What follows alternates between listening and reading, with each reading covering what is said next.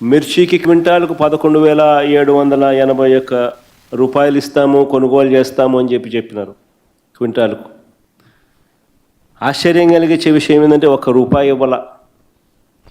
పొగాకు కొనుగోలు చేస్తామన్నారు, ఎక్కడ దిక్కు దానికి కూడా, పొగాకు కొనుగోలుకు కూడా ఎక్కడ కూడా చేసిన పుణ్యం కట్టుకోలేదు.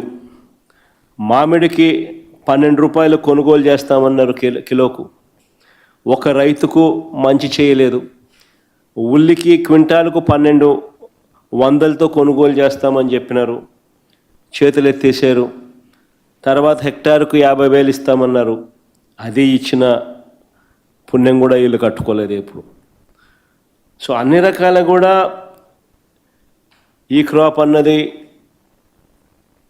నీరుగార్చేశారు. ఆర్బీకేలు అన్నది నిర్వీర్యం చేసేశారు. ఇన్పుట్ సబ్సిడీ ఇచ్చే కార్యక్రమాలు పట్టించుకున్న పరిస్థితుల్లో లేవు. ఉచిత పంటల బీమా ఎత్తేసినారు. ఏ పంటకు కూడా గిట్టుబాటు ధరలు రాని పరిస్థితిలో రైతు తీవ్రంగా ఈ 16 నెలలు 17 నెలలు చంద్రబాబు నాయుడు గారి పాలనలో నష్టపోయిన పరిస్థితులు మనం చూస్తూ ఉన్నాం. ఇవన్నీ మ్యాన్మేడ్ కెలామిటీస్.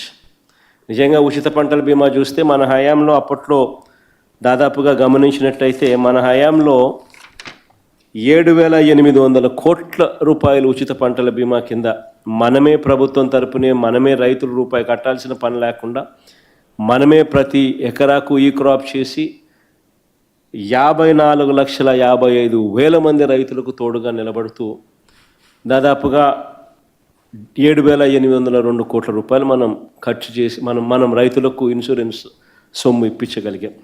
ఈరోజు పరిస్థితి ఇంత దారుణంగా ఉంది. ఒకవైపున ఇవన్నీ మ్యాన్మేడ్ తప్పిదాలు ఇన్ని కనిపిస్తూ రైతు తీవ్రంగా నష్టపోయిన పరిస్థితులు ఒకవైపున కనిపిస్తూ ఉండగా, మరోవైపున ఇటువంటి సైక్లాన్ రూపేణ జరిగిన నష్టం